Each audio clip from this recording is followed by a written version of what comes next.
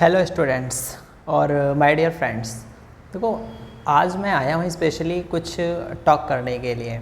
ठीक है कि मतलब जैसे आपकी क्लास 11th हो गई या आपकी क्लास 12th हो गई, तो उसके अंदर क्या होता है कि जब हम लोग स्टार्टिंग करने जाते हैं स्टडी की, तो हमें थोड़ा सा एक रोड मैप चाहिए होता है कि मतलब सबसे पहले हम कौन से सब्जेक्ट की स्टार्टिंग करें, कहाँ से करें और कौन से सब्जेक्ट को कितना टाइम दें। ठीक है, तो देखो एक्चुअली होता क्या है कि हमें ना एक रूटीन बनाना पड़ता है हर सब्जेक्ट के लिए। ठीक है, जैसे अगर हम अकाउंट्स पढ़ रहे हैं तो अकाउंट्स में क्या होता है कि आपको ना अकाउंट्स को पूरा कम से कम 1.5 या 2 घंटे पर डे प्रैक्टिस के लिए देना ही पड़ेगा। क्यों? क्योंकि अकाउंट्स लाइक अ मैथ, उसके अंदर क्या होता है कि कॉन्सेप्ट्स होते हैं और आपको प्रैक्टिकल्स सॉल्व करने पड़ते हैं। और सेम इसी तरह से बिजनेस स्टडी है। बिजनेस स्टडी क्या होता है कि अगर आप एक्चुअली उसको एक बार के लिए ना भी करो तो भी चल जाएगा। मतलब क्या कि जैसे आपने उसमें 1-2 दिन का गैप भी दे दिया तो भी चलेगा। लेकिन अकाउंट्स क्या है, अकाउंट्स में आपको पर डे प्रैक्टिस करनी पड़ेगी। ठीक है, और अकाउंट्स के साथ साथ एक ही बहुत ही इंपॉर्टेंट सब्जेक्ट है जिसको हम पीछे नहीं छोड़ सकते, और वो कौन सा हमारा इकोनॉमिक्स। तो इकोनॉमिक्स में क्या होता है, देखो इकोनॉमिक्स में ना क्या होता है कि जब आप क्लास 11th में आते हो तो आपको 2 इकोनॉमिक्स पढ़ने को देखने को मिलती है। एक तो होती है आपकी माइक्रो इकोनॉमिक्स और इसके साथ में अटैच कर रखी है स्टैटिस्टिक्स। ठीक है, और माइक्रो के साथ जो एक दूसरा फॉर्म होता है मैक्रो। मैक्रो वो आपको देखने को मिलेगा क्लास 12th के अंदर। क्लास 12th में देखो मैक्रो इसलिए किया गया है क्योंकि माइक्रो क्या है, छोटे लेवल की स्टडी करता है और मैक्रो क्या है, बड़े लेवल की स्टडी करता है। तो before going to a very big level आपको कहाँ पे जाना है, आपको छोटे लेवल की स्टडी करनी है, यानी कि एक इंडिविजुअल फॉर्म, एक इंडिविजुअल व्यक्ति के ऊपर की स्टडी करनी है। ठीक है ना, तो इसलिए आपके क्लास 11th में माइक्रो इकोनॉमिक्स रखा गया है और उसके साथ में स्टैट्स रख दिया गया है। स्टैट्स का बेसिकली काम क्या होता है कि जैसे क्या होता है ना कि ये जो फर्म्स होती हैं या फिर हमारी इकोनॉमिक्स होती है, उसके अंदर डेटा वगैरह जो होता है ना उसको एनालिसिस करने के लिए कौन कौन सी ट्रिक्स होती हैं, या आप कह लो कि कौन कौन से मेथड्स होते हैं, या ये जो डेटा होता है, डेटा कैसे कलेक्ट किया जाता है। ठीक है ना, ये सारी चीज़ें आप स्टैट्स के अंदर देखते हो। और स्टैट्स का सिर्फ इतना ही रोल नहीं होता, स्टैट्स का बहुत बड़ा रोल प्ले होता है। स्टैट्स के बेस पे क्या होता है कि हम लोग डिसीजन ले सकते हैं। ठीक है, फिर वो चाहे इकोनॉमी के अंदर हो या किसी पर्टिकुलर इंडस्ट्री के अंदर हो या फिर किसी पर्टिकुलर कंपनी के अंदर हो, तो स्टैट्स के मायने बहुत हैं। ठीक है, इसलिए आपको स्टैट्स पढ़ाई जाती है।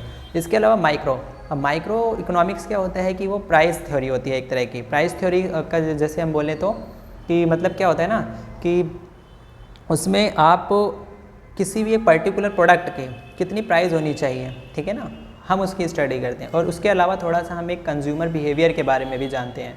डिमांड क्या होती है, सप्लाई क्या होती है, ठीक है ना, और इनके कौन कौन से लॉ होते हैं। ठीक है, और डिमांड और सप्लाई को इफ़ेक्ट करने वाले कौन कौन से फैक्टर्स होते हैं, ये सब हम किस में देखते हैं, क्लास 11th के अंदर देखते हैं। ठीक है, अब देखो क्लास 11th में अब मैं आपको स्टार्टिंग से बताता हूँ कि अगर आप ये 2023 से 24 वाला सेशन अगर आप स्टार्ट करने जा रहे हैं अपना स्टडी का, तो मैं आपको रिकमेंड यही करूँगा कि आप सबसे पहले अपना अकाउंट्स का चैप्टर नंबर 1 से लेकर के चैप्टर नंबर 5 तक ज़रूर चलिए।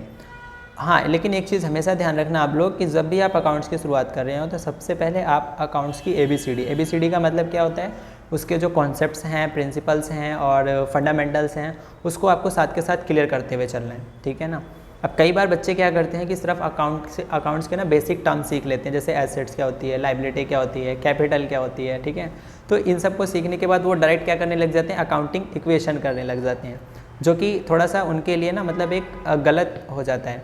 क्यों? क्योंकि देखो आपको ना थोड़ा बहुत, देखो एक बार में समझ में नहीं आएगा, लेकिन थोड़ा बहुत तो आपको कॉन्सेप्ट की क्लैरिटी होनी ज़रूरी है ना। तो इसलिए आप थोड़े बहुत अकाउंटिंग के प्रिंसिपल्स, उसके एडवांटेज डिसएडवांटेज, अकाउंटिंग क्या है ना, उसके बारे में तो थोड़ा बहुत नॉलेज रखोगे। तो नॉलेज रखने से फ़ायदा ये होगा कि जब भी आप अकाउंटिंग सीख रहे होगे ना, तो वहाँ पर आपको कन्फ्यूज़न नहीं क्रिएट होगी। ठीक है, तो मैं आपको सबसे पहले यही रिकमेंड करूँगा कि आप जो है क्लास 11th की अकाउंट्स का चैप्टर नंबर 1 से लेकर के चैप्टर नंबर 5 तक अच्छे से उसकी प्रिपरेशन कर लीजिए। ठीक है, और उसके अलावा इकोनॉमिक्स की बात करता हूँ मैं आपसे। तो इकोनॉमिक्स में क्या होता है कि आपका चैप्टर नंबर 1 इंट्रो का है, जिसमें आपको बताया जाता है इकोनॉमिक्स क्या होती है, इकोनॉमी क्या होती है और इकोनॉमिक क्या होता है। ठीक है, और उसके अलावा सेंट्रल प्रॉब्लम्स देखने को मिलती हैं। ठीक है, व्हाट टू प्रोड्यूस और फॉर होम टू प्रोड्यूस और हाउ टू प्रोड्यूस, ये मतलब जो तीनों सेंट्रल प्रॉब्लम्स होती हैं ये आपको देखने को मिलती हैं।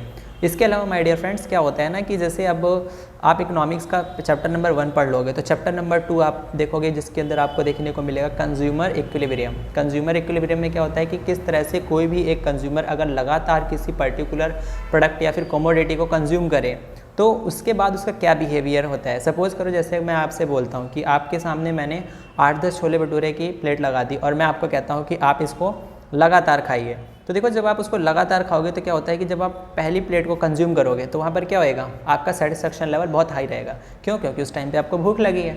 लेकिन जैसे ही आप दूसरे प्लेट पे जाओगे तो आप उस लेवल की सेटिस्फेक्शन नहीं मतलब ऑब्जर्व कर पाओगे, या फिर आप उस लेवल तक नहीं सेटिस्फाई हो पाओगे जिस लेवल पे आप पहली प्लेट में हुए थे। तो सेम इसी तरह से अगर आप कंटिन्यूसली 8-10 प्लेट कंज्यूम करते हो तो उसके बाद क्या होता है कि एक लिमिट ऐसी आएगी जब आपका मतलब कहते हैं चलो मन तो नहीं भरेगा लेकिन पेट भर जाएगा, ठीक है।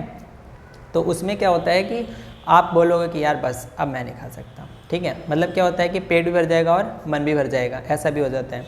तो इस तरह की जो स्टडी होती है, अब ये जो फर्म्स होती हैं, कंपनीज़ होती हैं, ये क्या करती हैं, छोटे लेवल की इस तरह से स्टडी करती हैं कि मतलब अगर कोई भी कंज्यूमर हमारे प्रोडक्ट को यूज़ करता है कंटिन्यूसली तो उसका बिहेवियर किस तरह का होने वाला है और वो डिमांड कब कब और किस किस तरह से कर सकता है, ठीक है। तो ये इकोनॉमिक्स का है।